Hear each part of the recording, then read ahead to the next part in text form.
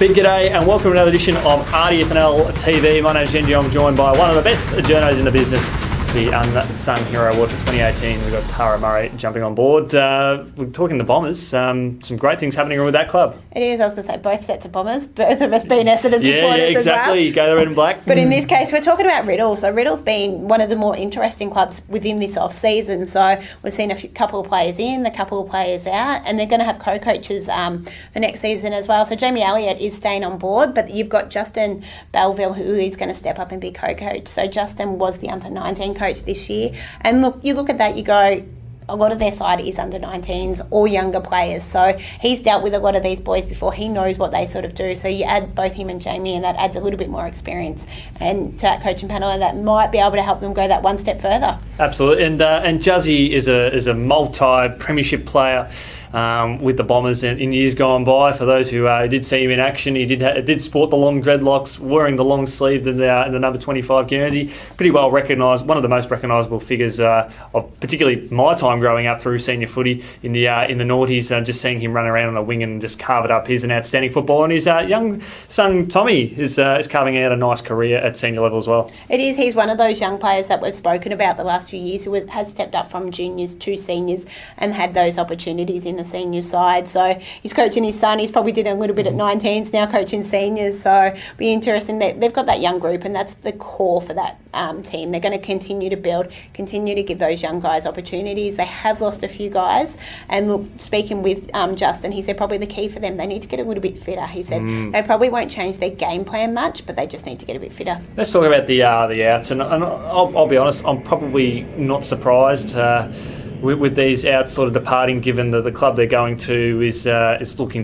looking fantastic. Obviously not in our region, not in our competition, with Gisborne looking to reset themselves for a tilt of the premiership over at Bendigo, but a couple of interesting departures that have returned home. Well, they've lost the Walsh boys, who did both come from Gisborne, and they're both heading back there. From what I believe, they only thought they may have been losing one, but in the end they've lost both of them, and they've both headed back there. But they've quickly looked to get replacements in. You've got Riley Patterson comes across from Gisborne, and he'll add a little bit more depth across the board. And you've got Ethan Foreman, who was one of the leading goal kickers in the Bendigo Football League playing for Kyson. So Ethan played for Riddell a number of years ago, so he'll step into that one. And they've also recently announced they've picked up Gavin Urquhart, who has played in EDFL Premier Division for Pascoe Vale for a number of years, and before that was on played with North Melbourne. So you've got those guys in. From what I believe, you've probably lost Peter Robinson and Braden Allen to retirement as well. So whether I reckon there could be a couple more signings to come for them, but they've added some handy recruits to fill those voids that the players have lost. And Ethan Foreman is one of those great cases where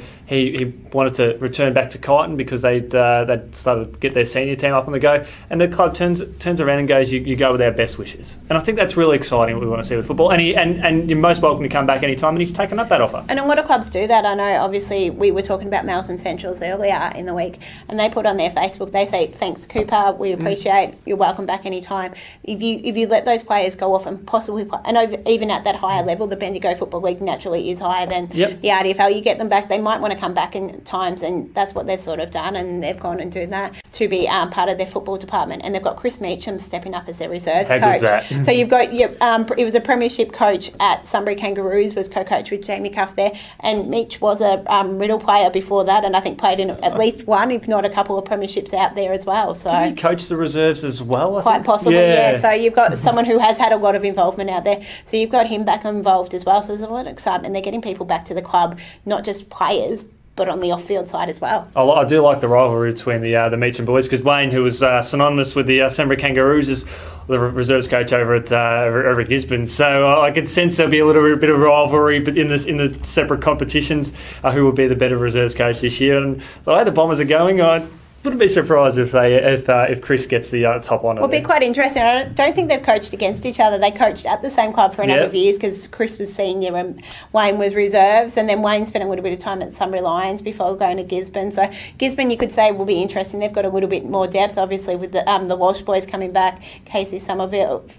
They've got James Ferry, and they've got Paddy McKenna. So they've got a lot more depth in their club as well. So it'll be quite interesting how they go up there. And of course, all those players we've sort of mentioned about, they've come through the junior system of the RDFNL anyway. So it's fantastic to see their development going on. A lot of exciting talk around their A-grade netballers. A champion taking over the head coaching role for 2019. Continue it on in the role. We'll continue on the role. Sorry, yes. Lauren Close is Yeah. So she coached them this year, and she's coached them for a couple of years before that. So I think overall it's a third or fourth year will be as coach. So she's going to coach the A grade side again, and she is going to coach the 19s as well. So they ended up, it was a bitterly disappointing season how they ended. We didn't get a true indication of where they sat, and I know speaking to Lauren, she was quite shattered because in the end a number of the players, including herself and Beck Colwell, had to play in a VNL final the same day as their elimination final against Romsey. So they were always going to struggle there, and I know Lauren was quite shattered about that. So